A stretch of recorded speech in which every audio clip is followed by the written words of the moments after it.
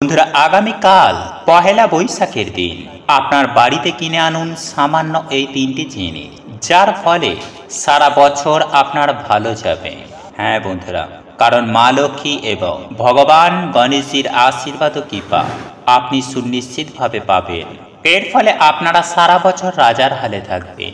বন্ধুরা, পয়লা বৈশাখ মানে বাঙালির নতুন বছর। এই দিনটা আমরা সকলে খুব আনন্দ ও ধুমধামের সহিত কাটাতে চাই। আবার অনেকেই মনে করে যে এই দিন জীবনে শুভ কিছু ঘটলে গোটা বছরটাই ভালো কাটবে। হ্যাঁ বন্ধুরা, আপনারা একেবারে ঠিকই শুনেছেন। বন্ধুরা, যদি বিগত বছরে আপনার জীবনে যদি খারাপ কিছু ঘটে থাকে বা আপনি যদি অর্থ কষ্ট পেয়ে থাকেন, তাহলে আগামীকাল পহেলা বৈশাখের দিন সামান্য এই তিনটে জিনিস বাড়িতে কিনে আনুন এবং কিছু নিয়ম বিধি মেনে চলার চেষ্টা করুন। এর ফলে আপনার আগামী বছরটা খুব মঙ্গলময় ও ভালো কাটবে। সেই সঙ্গে আপনাদের জীবনে সুখ শান্তি থাকবে, হাতে প্রচুর প্রচুর পরিমাণে টাকা পয়সা আসবে। এক কথায় বলতে গেলে আপনাদের ভাগ্য সূর্যের আলোর মতো ঝলমল করবে। চলুন এইবার মূল আলোচনায় প্রবেশ করা যাক। তবে মূল আলোচনায় প্রবেশ করার আগে আপনারা যদি লক্ষ্মী গণেশের আশীর্বাদ ও কৃপা দৃষ্টি লাভ করতে চান, তাহলে জয় মা লক্ষ্মীর জয়, ওম গণেশায় নমঃ লিখে কমেন্ট অবশ্যই করবেন। দেখবেন সারা বছর লক্ষ্মী গণেশের আশীর্বাদ ও কৃপা দৃষ্টি আপনাদের সঙ্গে সাথে থাকবে। বন্ধুরা, আমি সবার প্রথমেই আপনাদেরকে বলে রাখি যে আপনারা যারা ব্যবসা বাণিজ্যের সঙ্গে যুক্ত, তারা আগামীকাল পহেলা বৈশাখের দিন এই তিনটি জিনিস বাড়িতে আনতে একদমই ভুলবেন না। হ্যাঁ বন্ধুরা, এই জিনিসগুলি অতি অবশ্যই আপনি আপনার বাড়ির জন্য কিনে নিয়ে আসুন। বন্ধুরা, আমরা প্রত্যেকেই কম বেশি পয়লা বৈশাখের দিন ঘরে ঘরে লক্ষ্মী গণেশের পুজো করে থাকি। যাদের ব্যবসা বাণিজ্য আছে তারা তো অতি অবশ্যই দোকানে বা ব্যবসার স্থানে লক্ষ্মী গণেশের পূজা আরাধনা করে থাকেন এবং এর মধ্য দিয়েই হাল খাতা অথবা নতুন খাতা করা হয়ে থাকে। তাই সুপ্রিয় দর্শক বন্ধুরা, আগামী বছরটা খুব মঙ্গলময় ও ভালো কাটাতে সবার প্রথমেই আপনাকে যেটি করতে হবে তা হলো একটি কালো সুতো বা একটি কালো কার্ড ছেলেদের ডান হাতে এবং মেয়েদের বাম হাতে বাঁধতে হবে। এর ফলে আপনার জীবনে থাকা গুপ্ত শত্রুর হাত থেকে আপনারা মুক্তি পাবেন এবং সেই সঙ্গে শনি মহারাজের কুপ্রভাব অনেকাংশেই কেটে যাবে। এমনকি শারীরিক অসুস্থতা থাকলে তা ধীরে ধীরে সুস্থ হবে। ঠিক একই রকমভাবে আপনি যদি আপনার আর্থিক আয় উন্নতি করতে চান, যদি আপনার বৃহস্পতি গ্রহকে স্ট্রং করতে চান, তাহলে আপনি 12টি হলুদ সুতো নিয়ে এই দিন আপনি আপনার হাতে বেঁধে রাখুন। হ্যাঁ বন্ধুরা, আপনারা একেবারে ঠিকই শুনছেন। এই হলুদ সুতো ছেলেরা ডান হাতে এবং মেয়েরা বাম হাতে বাঁধুন। এর ফলে আপনার জন্মছকে থাকা বৃহস্পতি অত্যন্ত হারে স্ট্রং হবে এবং বৃহস্পতি গ্রহের ভালো ফলের কারণে আপনি সারা বছর প্রচুর প্রচুর টাকার মালিক হয়ে উঠবেন। হ্যাঁ বন্ধুরা, যেখান থেকেই হোক না কেন আপনাদের হাতে টাকা পয়সা আসবে। আমি আপনাদেরকে সুনিশ্চিতভাবে বলতে পারি যে আপনারা সেই সঙ্গে মা লক্ষ্মীর আশীর্বাদ ও কৃপাও লাভ করতে সক্ষম হবেন। বন্ধুরা, এরপর আমি আপনাদেরকে যে তিনটি জিনিস বাড়িতে কিনে আনার কথা বলবো তা হলো একটি লক্ষ্মী মূর্তি, একটি গণেশ মূর্তি এবং একটি ধনকুবেরের মূর্তি বা কুবের যন্ত্র। বন্ধুরা, এই সব জিনিসগুলি আপনারা ভিডিও ডেসক্রিপশানে দেওয়া লিঙ্ক থেকেও আপনারা বাই করতে পারেন। যাই হোক বন্ধুরা, আগামীকাল পহেলা বৈশাখের দিন এই জিনিসগুলি আপনি আপনার ঠাকুর ঘরে স্থাপন করুন। এর ফলে আপনি আপনার জীবনে থাকা সমস্ত প্রকার আর্থিক সমস্যা দূর করতে পারবেন। সেই সঙ্গে প্রচুর পরিমাণে আপনার গৃহে অর্থ চুম্বকের মতো আকর্ষণ করবে। কিন্তু বন্ধুরা, এই মূর্তিগুলো শুধু কিনে আনলেই হবে না। এক্ষেত্রে আপনাকে একটি বিষয় অতি অবশ্যই খেয়াল রাখতে হবে, নতুবা আপনার এই 1430 সাল কোনোভাবেই ভালো কাটবে না। বন্ধুরা, আপনারা প্রত্যেকেই জানি যে ভগবান গণেশজি হলেন সিদ্ধিদাতা। ওনার নাম স্মরণে যাত্রা শুভ হয়, কার্য সিদ্ধি ঘটে, অঘটন রোধ সম্ভব হয়।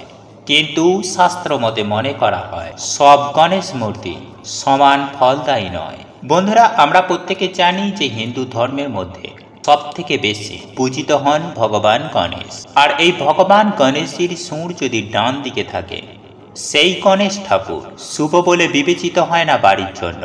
তখন সেই সমস্ত গণেশ ঠাকুরের মূর্তি বাড়ির বাইরে অন্যত্র এবং কোনো মন্দিরে রাখা উচিত। তবে কোনো গণেশ ঠাকুরের সুর যদি বাঁ দিকে থাকে, তাহলে সেটি বাড়িতে পুজোর জন্য খুবই শুভ বলে মনে করা হয়।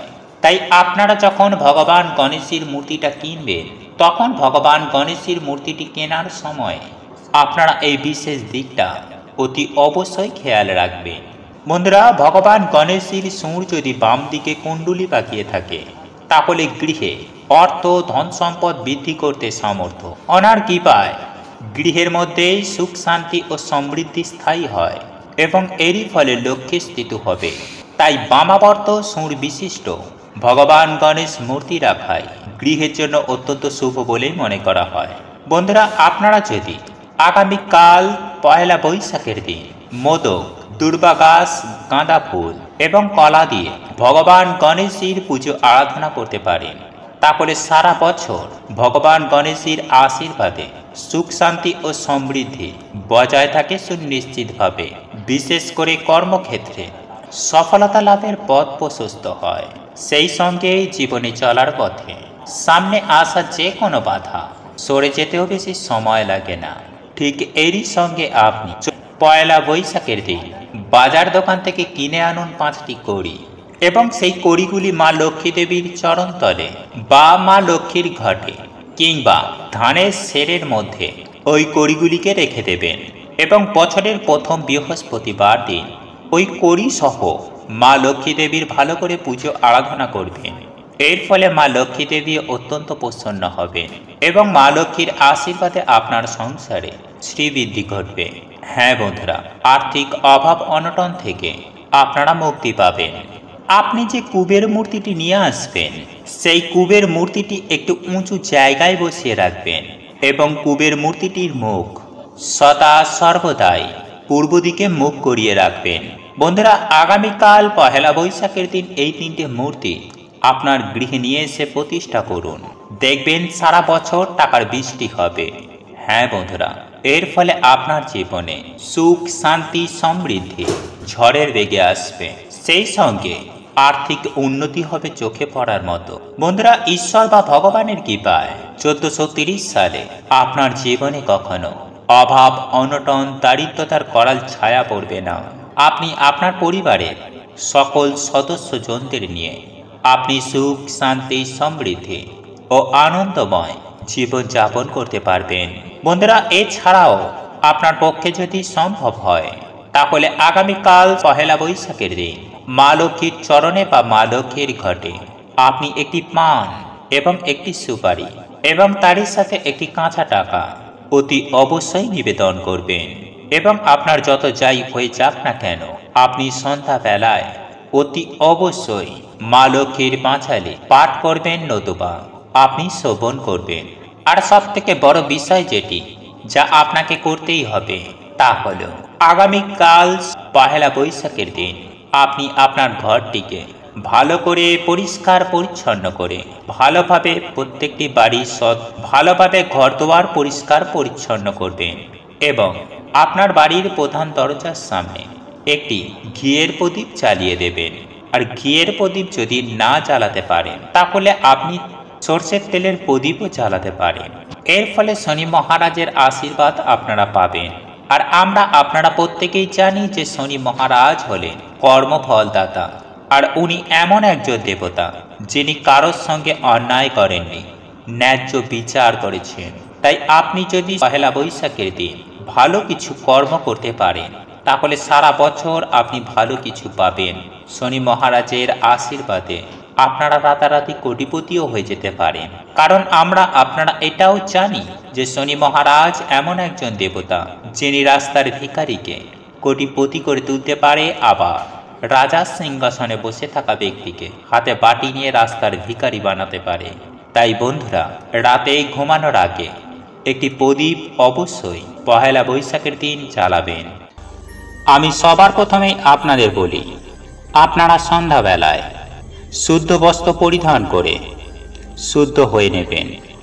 তবে এক্ষেত্রে খুব ভালো হয় যদি আপনি কোনো হলুদ রঙের বস্ত্র পরিধান করতে পারেন। বন্ধুরা, এরপর আপনার কাজ হলো আপনি আপনার ঠাকুর ঘরের আসনের সামনে বসবেন এবং তার আগে আপনাকে দুটি জিনিস সংগ্রহ করে নিতে হবে। একটি হলো দুটি মাটির প্রদীপ এবং একই সঙ্গে যে কোনো একটি টাকার কয়েন। সেটি 1 টাকা হতে পারে বা 2 টাকা হতে পারে বা 5 টাকা বা 10 টাকা হতে পারে। আপনি আপনার সামর্থ্য মতো আপনি একটি ধাতব কয়েন আপনারা নিয়ে নেবেন। এরপর মা লক্ষ্মীর আসনের সামনে আপনারা বসবেন এবং সন্ধ্যাবেলায় আপনি সন্ধ্যা দেবার সময় মা লক্ষ্মীর পুজো আরাধনা করবেন এবং মা লক্ষ্মীর পুজো আরাধনা শুরু হবার আগে আপনি ওই দুটি প্রদীপকে জ্বালিয়ে নেবেন। যদি আপনাদের পক্ষে সম্ভব হয়ে থাকে তাহলে গাওয়া ঘিয়ের প্রদীপ জ্বালাতে পারেন, আর যদি আপনাদের পক্ষে সেটা সম্ভব না হয় তাহলে আপনারা শুদ্ধ সরষের তেলের প্রদীপই জ্বালাতে পারেন এবং সেই প্রদীপের তেল বা ঘিয়ের ওপর কিছু পরিমাণ কালো তিল দিয়ে দেবেন এবং মায়ের চরণে ওই ধাতব কয়েনটি আপনারা নিবেদন করবেন। এরপর আপনারা মা লক্ষ্মীকে কুমকুম সহযোগে মায়ের পুজো আরাধনা করবেন, মাকে মিষ্টান্ন নিবেদন করবেন। যেমনটি ভাবে আপনার সাধ্য ও সামর্থ্য আপনি সেই অনুযায়ী পুজো আরাধনা করবেন। এরপর মা লক্ষ্মীর সামনে মাল পাঁচালি পাঠ করতে কখনোই ভুলবেন না এবং এই বিশেষ মন্ত্র আপনারা মা লক্ষ্মীর সামনে 2 হাত জোড়ো করে করজোড়ে উচ্চারণ করবেন। আমি আপনাদের উদ্দেশ্যে সেই মন্ত্রটি জানিয়ে দিচ্ছি, আর সেই মন্ত্রটি হল ওং শ্রী লক্ষ্মীদেবৈ নমঃ, ওং শ্রী লক্ষ্মীদেবৈ নমঃ, ওং শ্রী লক্ষ্মীদেবৈ নমঃ। এরপর আপনি মায়ের কাছ থেকে সেই 1 টাকার কয়েনটি, আপনি যে ধাতব কয়েনটি রেখেছিলেন সেই ধাতব কয়েনটি আপনারা তুলে নেবেন এবং দুটি মাটির প্রদীপের মধ্যে একটি মাটির প্রদীপ আপনি নিয়ে নেবেন। এরপর আপনি আপনার বাড়ির তুলসী তলায় চলে আসবেন।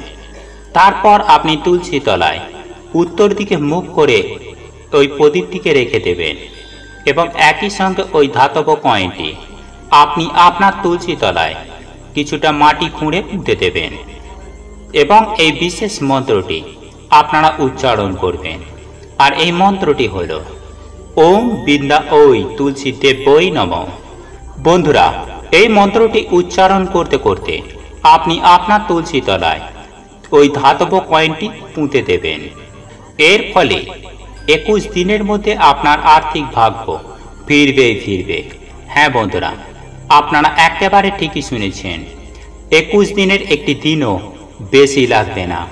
তবে এই কয়েনটি পোঁতার ক্ষেত্রে আপনারা অতি অবশ্যই একটি বিষয় মাথায় রাখবেন বা খেয়াল রাখবেন যে সন্ধ্যার পরে আপনি যখন এই কয়েনটি পুঁতবেন তখন অবশ্যই খেয়াল রাখবেন যাতে তুলসী গাছে স্পর্শ না হয়।